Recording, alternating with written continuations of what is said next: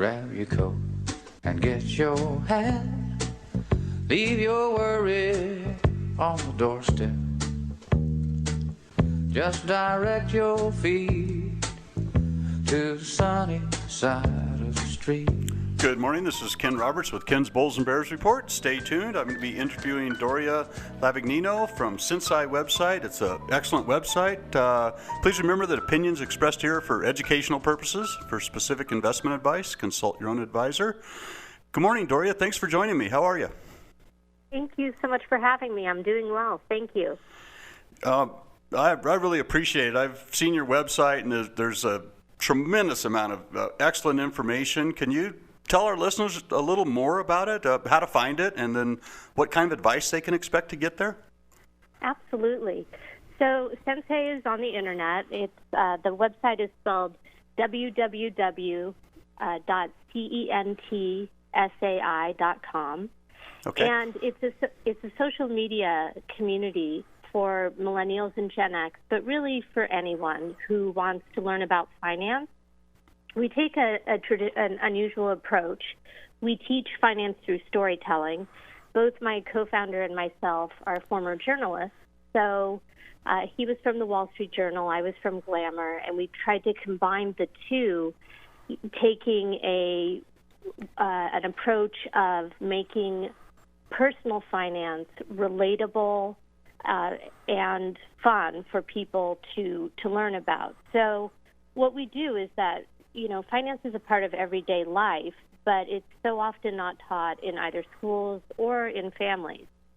And the idea behind CentSai is to make these topics relatable. So we do it by covering pretty much any life event, whether it's, student loans to frugality to retirement savings. And our site is free to anyone, so we encourage people to go on, take a look, and you'll most likely find something that you can relate to. Okay. And there's some free downloads and so forth, too. If people want to download an ebook or things like that, aren't there? Yep. We do have ebooks, and Okay. we also have money forums.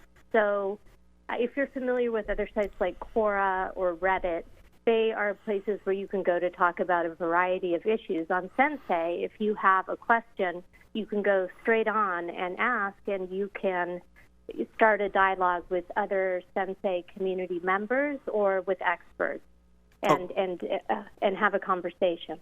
Okay, and that's helpful. And I like your premise, because learning how to invest and save money, it's so important for people to make the right decisions, especially when they're young and as they progress, approach retirement age, but also to present it in an interesting way, because it can be some pretty dry, dull, boring material, and it's not a lot of fun to learn about.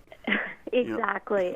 That's what we tried to do, not only through the stories, but we also have quizzes, we have some videos, okay, and other things that just are other kinds of media. So no matter how you learn, you're going to hopefully find something on CentSai that you can relate to. And you're really correct in that, so much of finance is about that fine print. And what we want to do is take that fine print and make it jargon-free and accessible to our users so that they really understand what financial decisions they're making. I think that's a great idea. And a lot of it's complicated. If you buy a mutual fund, the prospectus is all in legalese, and it's not really taught in schools unless you decide to study finance in college or something. But younger people should be taught at the basics. I think even at the high school level, it wouldn't hurt. Absolutely. That's one of the things that we noticed when we started CentSai, is that I think it's 19 schools, or 19 states are required to teach some sort of basic economics class, but very few actually touch on personal finance. And it's pretty staggering if you think about it, that we're taught things like, I don't know, how to measure or do some kind of quadratic equation, yet right. When it comes to balancing our checkbook, we're not taught those sorts of really basic necessities. Yeah, I agree, and let's talk about some of the things people can do. We've got a couple minutes before the commercial break, but saving small amounts of money and starting a retirement plan, starting an investment plan can be a good strategy, but can't some people also take the frugality too far? In other words, they take the savings to an extreme and make poor decisions as a consequence? Absolutely. Frugality, as you said, is a great idea in theory.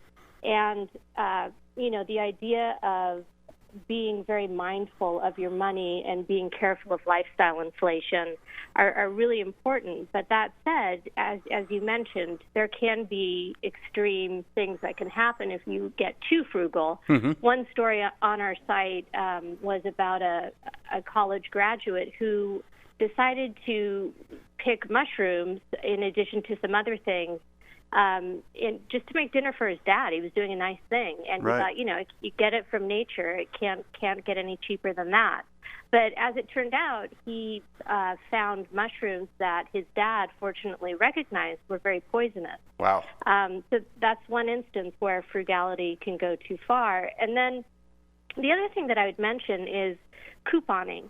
Mm-hmm. Couponing is great if you know what you need and you are only buying those things. But where people get themselves into trouble is they see coupons and say, okay, I need that, when in fact they don't, and they end up spending more money than if they had not tried to use coupons in the first place. Right.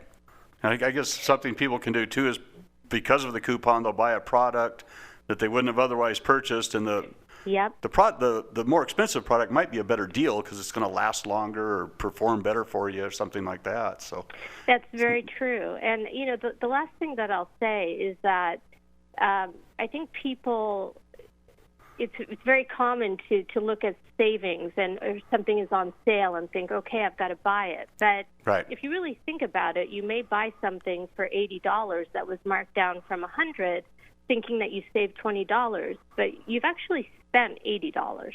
And so it's really important to look at things for what they really are. That's very true. We're going to talk more about this and talk about investing and real estate investing, whether you should purchase a home or rent, advantages, disadvantages, some ideas to purchase. Stay tuned. We'll be right back with Doria from CentSai after this quick commercial break. Think fixing your windshield is a big hassle? Not with SafeLight. This family needed their windshield replaced, but their daughter's heart was set on going to the zoo. So we said, if you need SafeLight to come to the zoo, we'll come to the zoo. Oh yeah, we can fix that. Only SafeLight can fix your windshield anywhere in the U.S. with our exclusive mobile glass shops and our one-of-a-kind True Seal technology for a reliable bond. Thanks so much. Service that fits your schedule. That's another SafeLight advantage. SafeLight repair, SafeLight replace.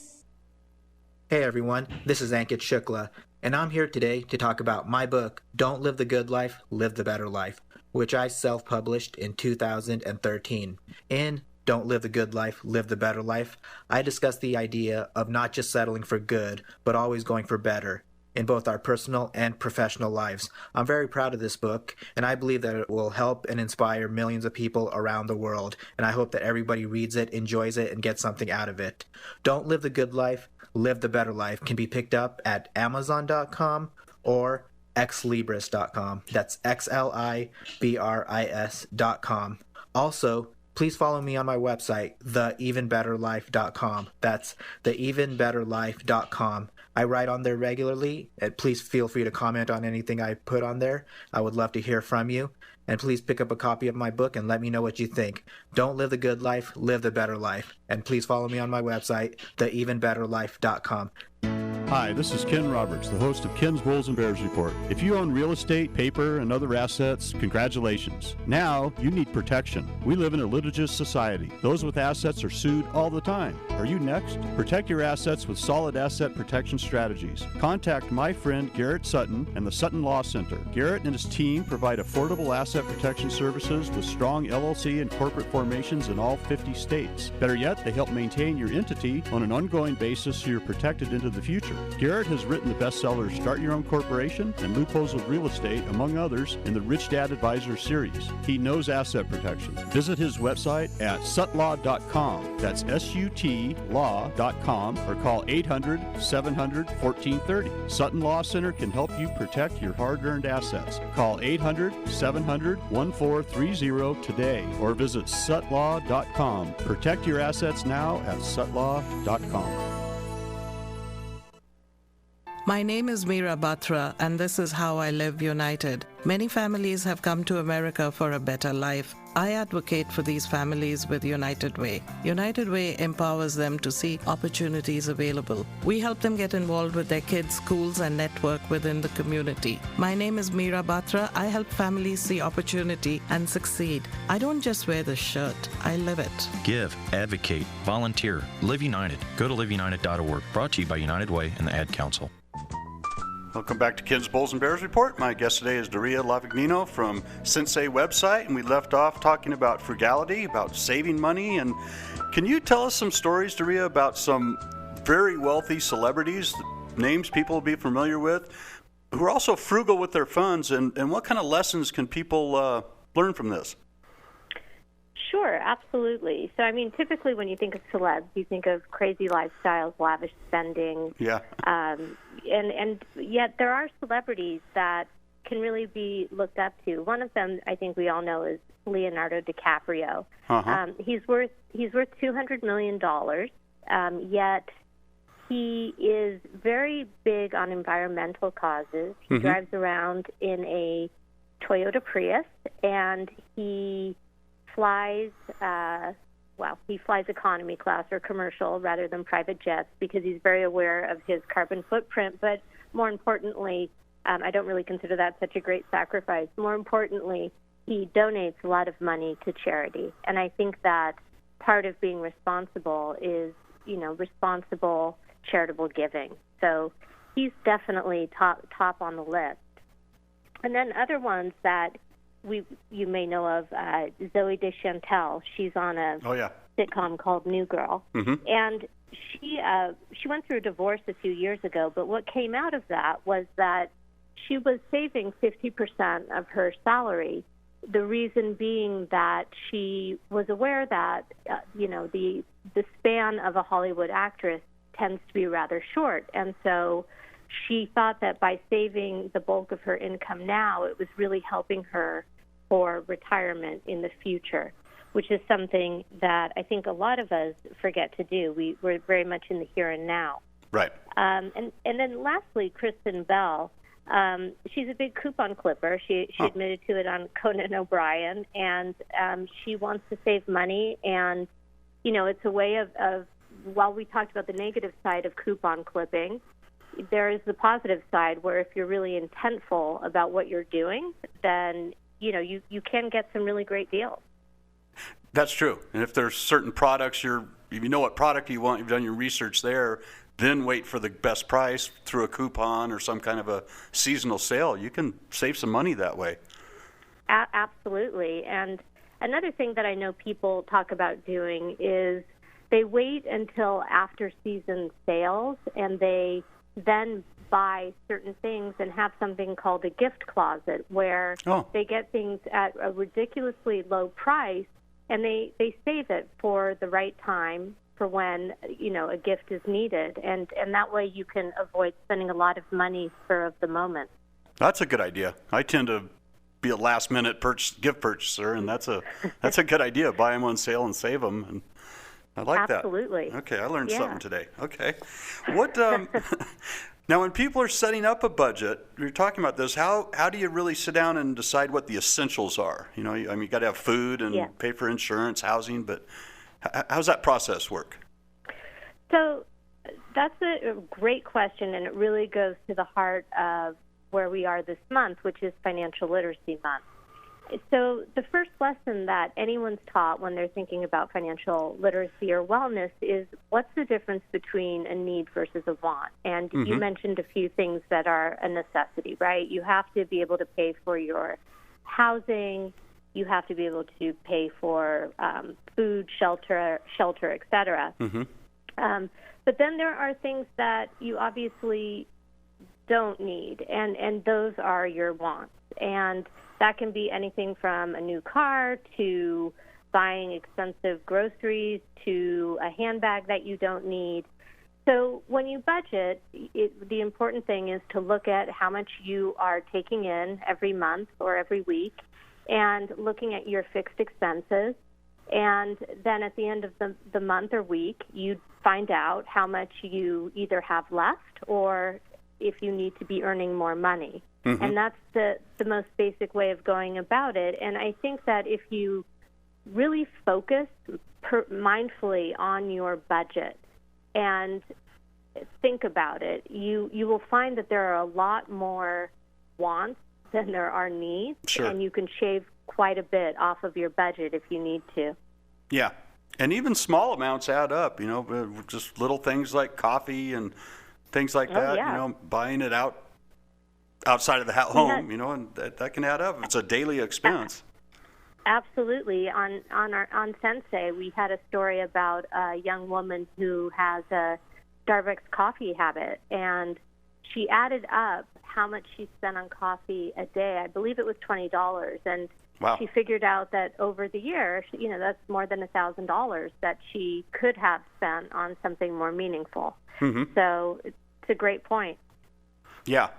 And that, especially young people that want to put money in retirement, if you start very young and your 401k and you're getting a matching dollar and give that time to grow, a relatively small amount can perform well over a long period of time.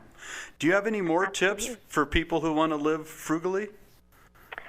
Yeah, there are. We have a lot of tips on our website. Okay. I mean, some of the things that I would mention right now are, firstly, to watch out for lifestyle inflation. That little cost mm-hmm. can creep into your day-to-day life and can add up. The second thing that I would mention is have an emergency fund.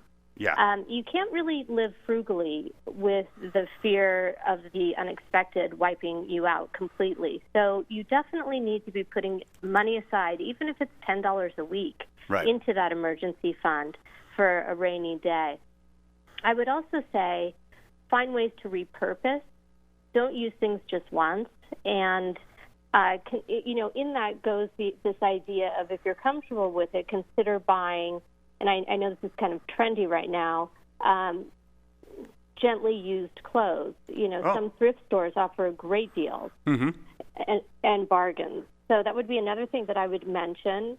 I think we're also a culture where we tend to throw things out, and going to that again, I would try to repair instead of replace. A good example would be if you have a pair of shoes and the soles are worn, you don't need to buy a new pair of shoes. You need to take your shoes to a cobbler and spend $15 or $20 and get them repaired. Mm-hmm. And there's savings to be had there. Other tips that I have are going food shopping with a list, and definitely don't go hungry. I've done that before. That's right. A big mistake. Uh-huh. And I would also say, we kind of alluded to this before, but cutting your budget to the bone for a month and see how it goes and see if there are areas where you can reallocate money or put more money in your savings account. And then the other ones are things like growing your own food. I live in Brooklyn, so that's a little more challenging for me, but for some people it's an option. Mm-hmm. And the other tip that we hear a lot of our writers talk about is forget cable, go with streaming. It's a lot cheaper. Oh, okay. And I have to agree. If I look at my cable bill, it's $180. But right. If I stream Netflix or Amazon, I'm spending $10. So, mm-hmm. There's so much available on the internet and on radio and on podcasts these days that's another way that you might shave some money off your monthly budget. That's a good idea, and that's something that people need to keep up with, the changes in technology too as it progresses. Some people might not be aware that how much things have changed in recent years, and still doing the old school method, paying the cable bill. Yep. And, mm-hmm. That's good Absolutely. Advice. How about advice for money-conscious couples, like how to get married without adding debt, or credit scores, how credit scores can complicate a relationship, can complicate love? Sure. So it's interesting about credit scores. There was a recent study done by the Fed, and it found that 12 million consumers, or what it basically said was that 12 million consumers, it looked at 12 million consumers and found that those with high credit scores had a higher likelihood of having a good relationship. And they hypothesized as to why that might be. It could just be the simple reason that if you have a higher credit score, it's more likely you'll be approved for an auto or home loan, and so there's less stress. Right. But there's also kind of an implicit trustworthiness in a credit score. It means that you've done things correctly, so to speak. And so, if one person comes to the relationship with a lower credit score and one a higher, that can be an issue. The study also found that people with lower credit scores tended to have less successful relationships. So that was just a correlation that they noticed. But as far as giving advice to couples, one thing that I think is true is when you get to that point in your relationship where you start to talk about money, and there's never really quite the right point, but there's a point where you know that you're serious and you need to bring money into the conversation. I think it's really important to get what we call financially naked with your partner. Okay. And by that I mean put it out on the table, what your assets are, what your debt is.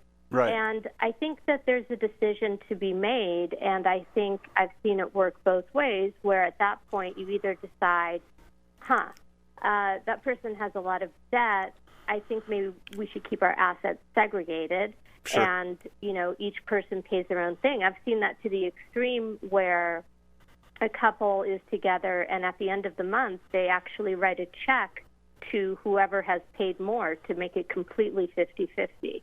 I see. And then and then I've seen the other way, which is let's put our finances together. If we're going to get married, let's put it all in a pot. And I've seen examples where there was one example of a couple who this gentleman knew that his wife was a nurse, had taken on a lot of student loan debt, and was willing to pay that off because he thought of it as them as a couple and as something that they should deal with together.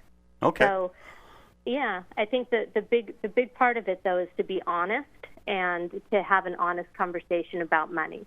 That makes a lot of sense. We'll touch on this in the next segment. We're going to have a quick commercial break. Stay tuned. Talking with Doria Lavagnino from CentSai website. We'll be right back.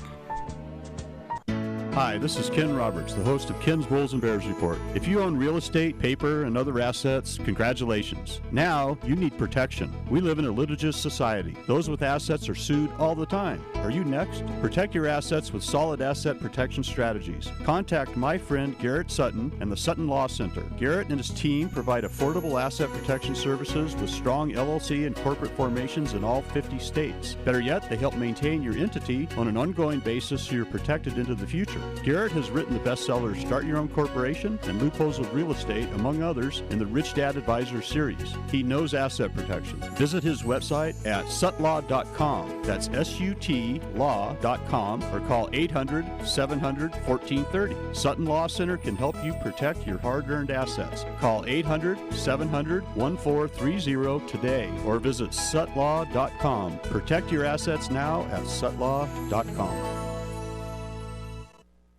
In today's economy, it's more important than ever to take care of your money. Proper wealth management strategies are essential to help you achieve your retirement income goals. The talented wealth specialists at Sierra Financial Advisors will focus on developing smart, innovative strategies to help you to protect and grow your nest egg. Katie Coombs has been a financial advisor for 16 years and specializes in estate planning, investment planning, retirement planning, education planning, and insurance planning. Katie and her team at Sierra Financial Advisors will focus on cultivating a long-term relationship with you to develop and implement smart wealth building strategies so you can handle whatever life throws at you. To make an appointment for your no-cost consultation, please call Katie Coombs at Sierra Financial Advisors at 775-885-8847 or find us online at sfallc.com.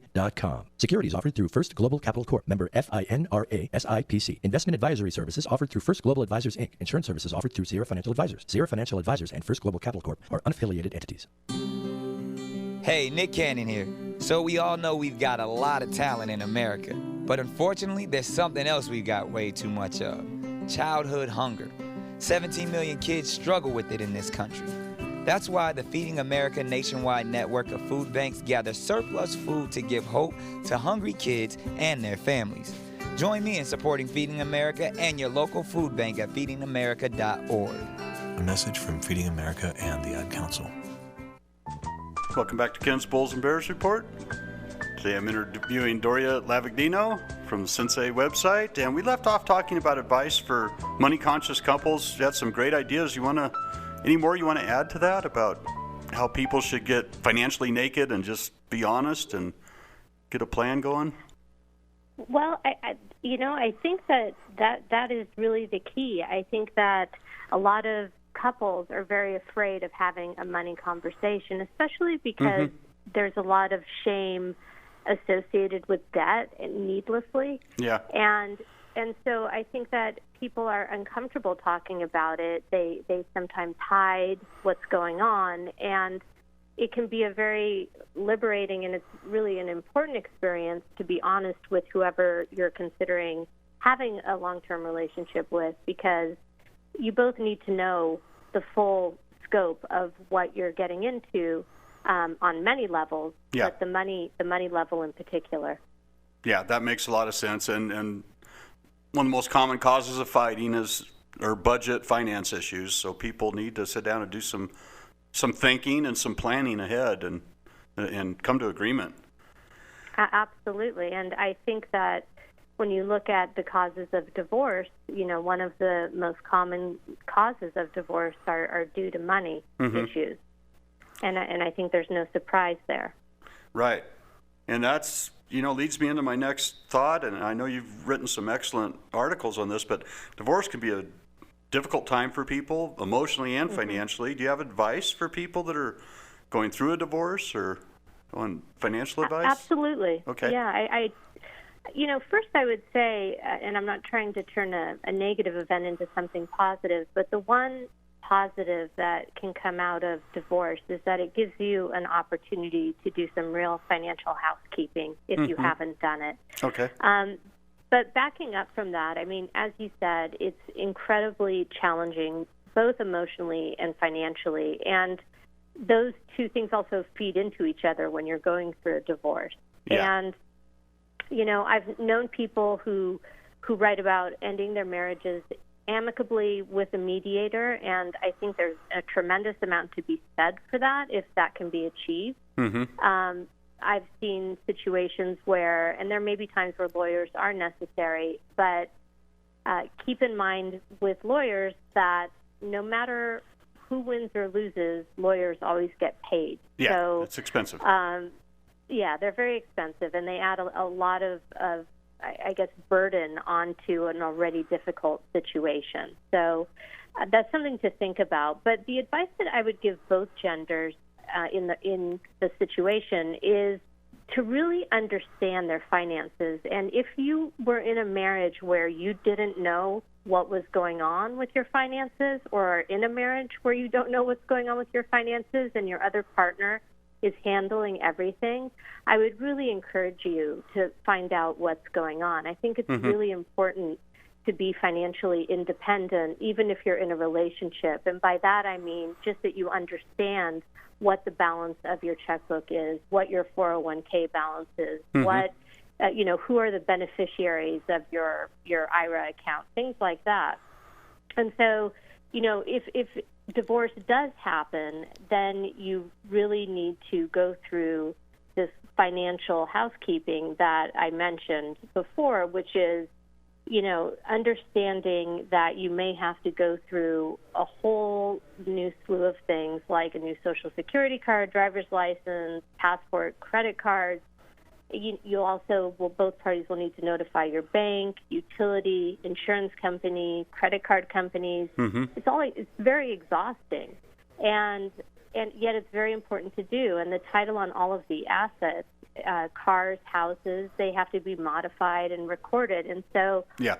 What I think is really important is just that both people in the marriage know what the assets are and that there are no surprises. One of the issues that we hear a lot about on CentSai, more than we would like, is instances of financial infidelity or abuse, where in the instance of abuse, one partner is being controlled who normally isn't earning money but is dependent on the other partner and is either cut off from funds or given an allowance.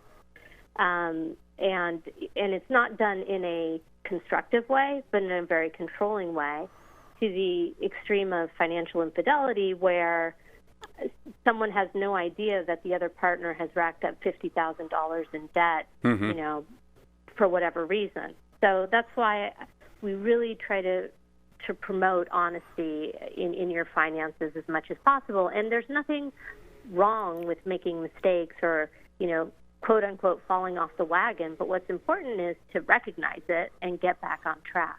Yeah, that makes a lot of sense. And people maybe looking at getting married or sit down and identify what could be considered separate property, marital assets from separate property, how they'll be titled, and definitely post-marriage setting up some form of a revocable living trust as opposed to owning things just in your own individual name can be a absolutely very important that step. Also is, it's very important to think about. And consulting a financial planner is important if you want to go that route, or you can also, there's so many resources now, but just make sure that whatever resource you're looking at, if it's online, is something that's reputable. Yeah. Market Watch is great. I'll do a plug for CentSai here. But there are a number of really good web-based information. Like Investopedia is another one that comes to mind. But knowledge is power, and the more that you know about your finances, the better off you're going to be able to kind of move ahead independently in your life. That's very true. And just on the internet today, there's some excellent websites and links to very scholarly academic research if you want to get a little more sophisticated, a little more advanced. And if you are talking to an advisor, just be aware of how they're compensated. The fiduciary rule was supposed to come into effect in April. Now it's maybe postponed, but just understand if they're commission-based or if they're fee-based, and get compensated based on the performance of your assets, or they're trying to sell you a product that has a commission.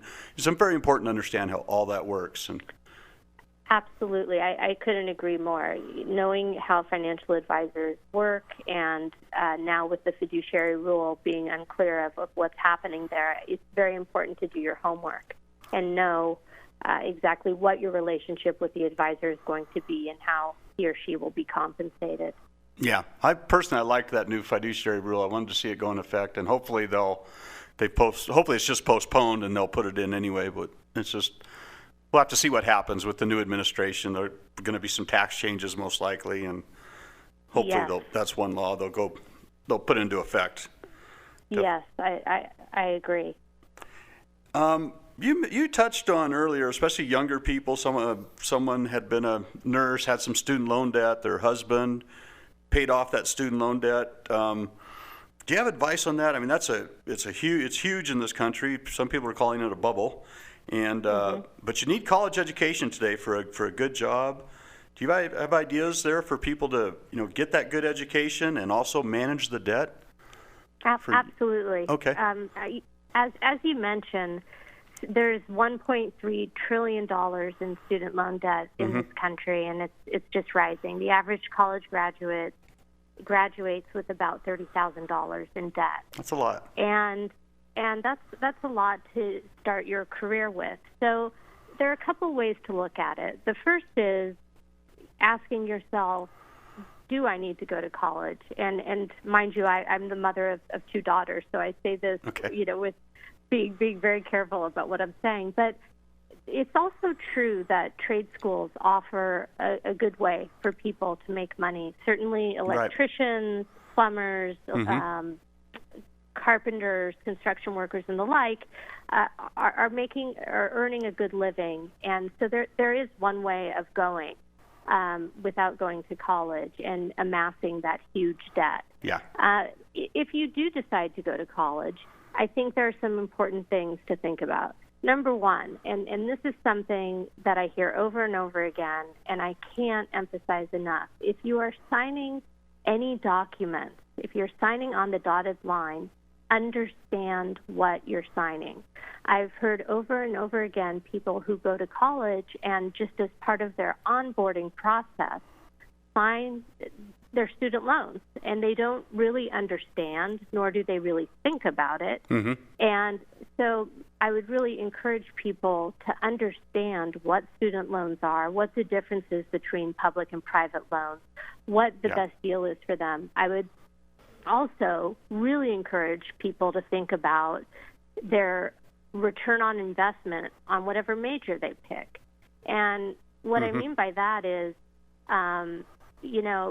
STEM subjects, science, technology, engineering, and math, are likely going to pay higher starting salaries than an English major or, a social worker. And that's not to judge. It's just to say, understand what you're going to be earning when you get out of college and be practical about what you're going to be able to pay. If you do find yourself in a situation where you're having trouble repaying your student loans, in some cases you can qualify for income-based repayment.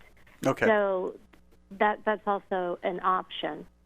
And the other thing that I would say is ask yourself the value of an expensive school versus a state school. Oftentimes they offer exactly the same thing, but one is much more expensive than the other. And is the incremental value that you're going to get from that really worth the cost? It may be yes, but you should definitely ask yourself.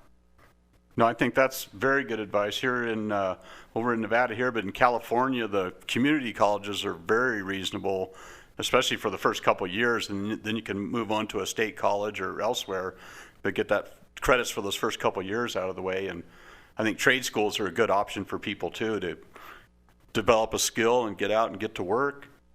And then Absolutely. They can possibly work their way through college afterwards. And I don't think there's anything wrong with that at all. And like you say, the STEM subjects, the math, the engineering, science, for the higher paid jobs are the way to go today. But you don't want to come out with a large chunk of debt and then to, become a school teacher or something. School teaching is a great career, but then again, you want to really manage that debt if you're going to get into a field like that. And exactly, it's about being smart about the choices that you make. And if your dream is to be a school teacher, that's wonderful. Mm-hmm. But just make sure that you make financial choices that can support that dream. Right. Stay tuned. We'll be right back. Hi there, I'm Hugh Roy Marshall of the Marshall Mint in Virginia City, Nevada. I'm proud to announce that our 7-ingot set honoring the V&T Railroad is now finished.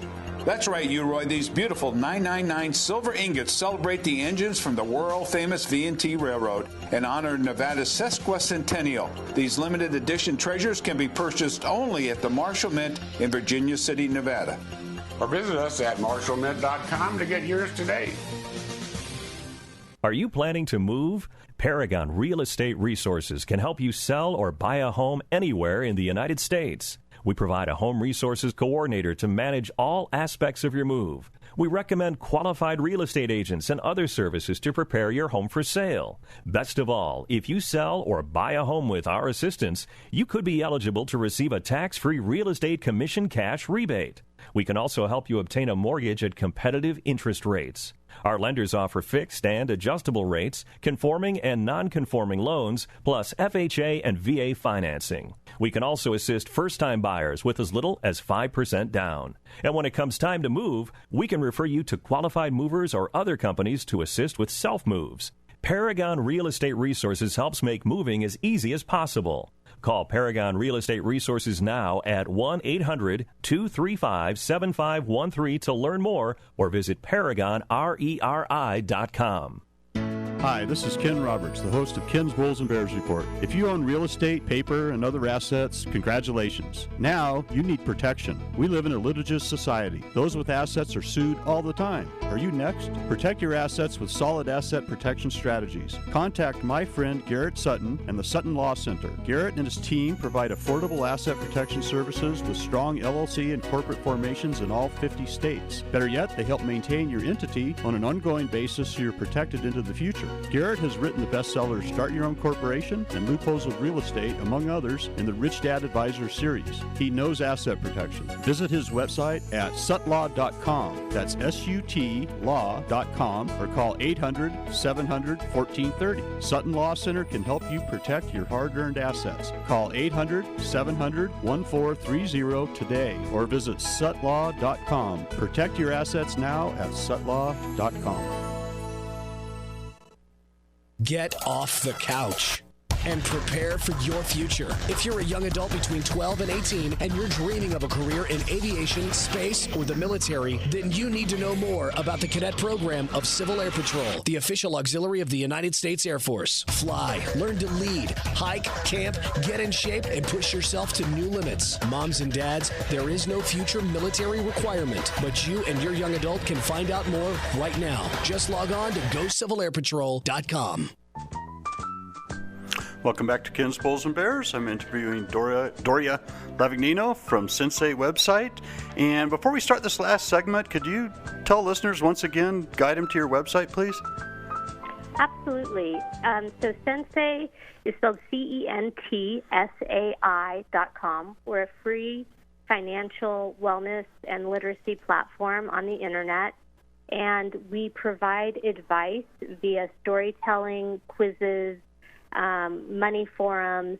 So any question that you have that has to do with any life stage that involves money, you can find on CentSai. And we would love to have you check out our site and give us feedback.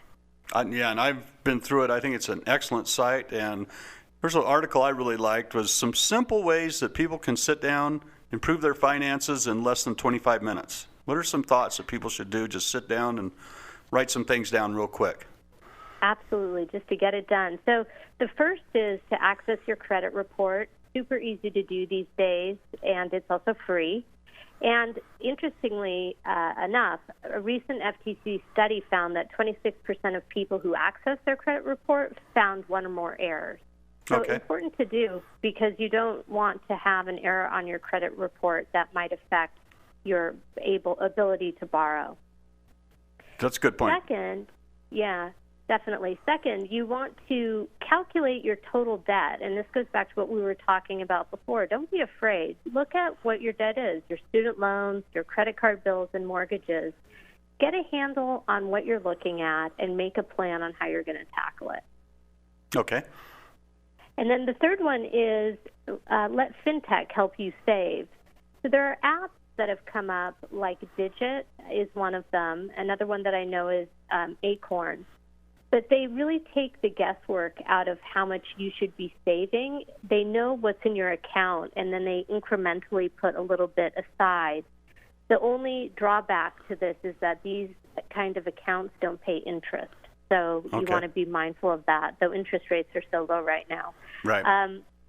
And then fourth, sign up for AutoPay. This was a real lifesaver for me because I'm from the old school, write a check, understand what you're paying, and I still advocate that. But there's something really nice and liberating and time-saving about having your bills on AutoPay and just making sure to look at the balance and that it makes sense. Right.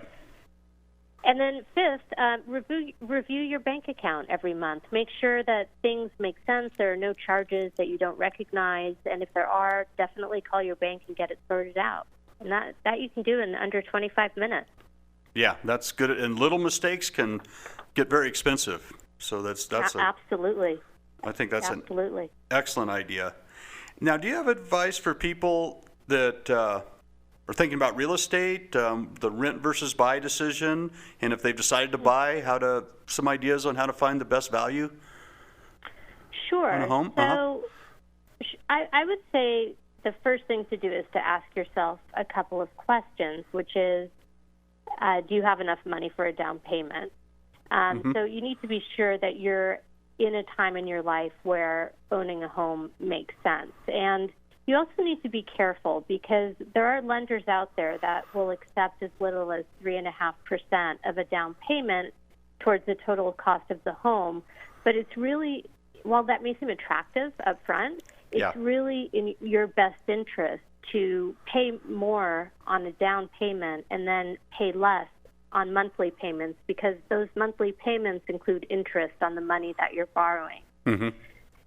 So I would say that. And this is something that I've heard from a lot of real estate agents, which is that if you need to also be fairly sure that you're going to stay in the same location for 5 to 7 years to make sure that you don't lose money on a real estate investment, or that you at least break even or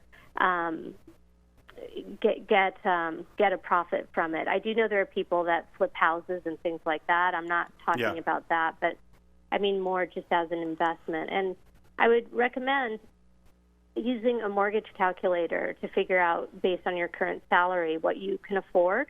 Okay. And if you're thinking about moving somewhere else in the country, use a cost of living calculator to find out if you can afford a house in that area, because as you can imagine, living in San Francisco is going to be very different than living in Nebraska, say. Right.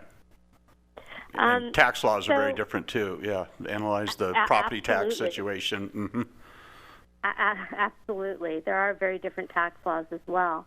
And, but that said, there are some people that love renting, and they love it because there's a lot of flexibility. They can get up and go pretty much when they want. They also don't have to deal with the stuff that you have to deal with as a homeowner, which is, repairs, home insurance, dealing with your lawn. That's all dealt with by someone else. And there's a lot to be said for that if you don't want to deal with it. The one thing I would say about renting that is a bit of a disadvantage is that choice or that flexibility also means that you're burning money every month. Right. Instead of putting money towards equity in a home, you're choosing to just pay your rent, and that money really is just going for your living expenses, but isn't building any sort of equity for you. That's true. And people that make that choice, I think, should probably set more. The amount of rent should be about equal maybe to the interest on the loan, and then more into a retirement account to compensate for that loss of equity growth. Absolutely. And I it's really good to see that a lot of millennials and Gen X are thinking about retirement as we look toward, what may or may not be there for Social Security, and making sure that we're putting aside some money for ourselves. Yeah, that's a great idea, and start young. Do you have tips for people managing consumer debt? I know it's easy to get carried away with that nowadays, with credit cards and so forth. Absolutely. I mean, the first thing is obvious, and it's easier said than done, but it's don't buy what you can't afford. A lot of these credit card companies, get you very early. I know that I got my first credit card a very long time ago when I was in college. It was sent to me, and I thought it was incredibly cool. I had a $500 line of credit, and I used it. And, that was my first lesson in what interest meant and why you needed to be careful. That may seem like money that you have, but it comes at a price, and a pretty hefty one at that. Yeah. And I would also say, read the fine print on any loan that you sign. Remember that no money is given to you for free. As far as student loans and credit card loans, I would say pay more than the minimum due each month if you're able to, if you've gotten yourself into debt.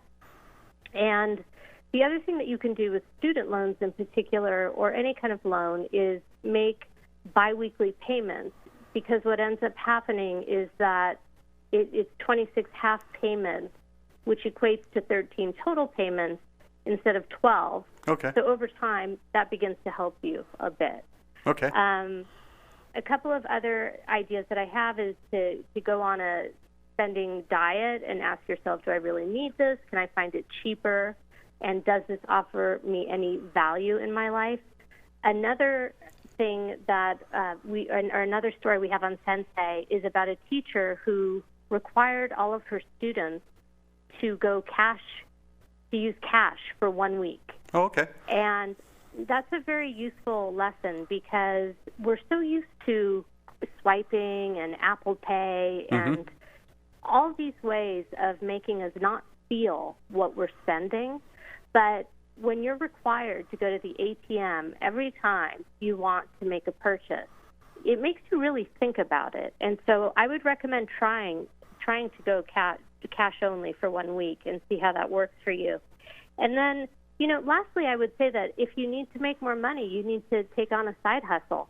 And so many people are doing that these days. Anything from being an Uber driver to even just taking surveys online can pay you some extra money.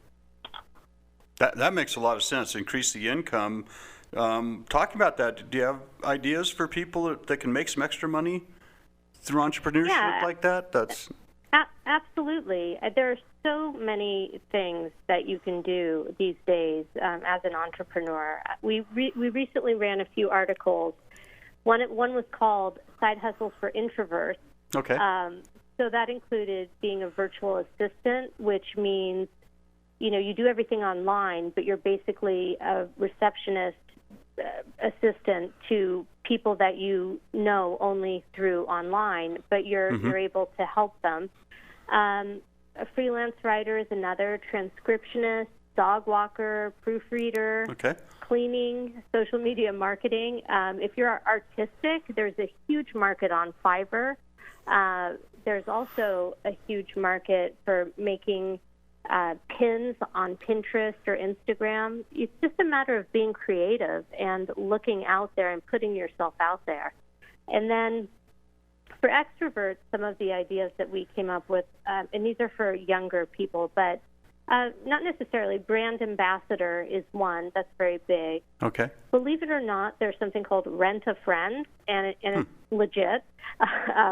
It has about 50,000 people on it, and you literally sign up to become someone's companion for a day.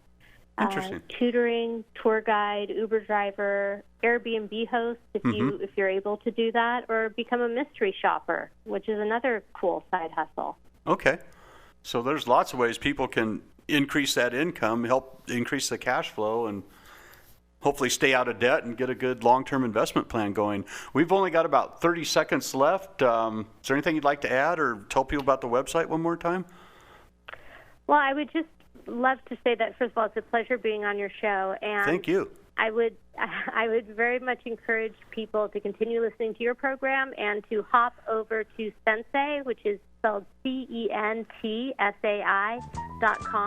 We have great advice on how to manage your money and how to think about financial wellness.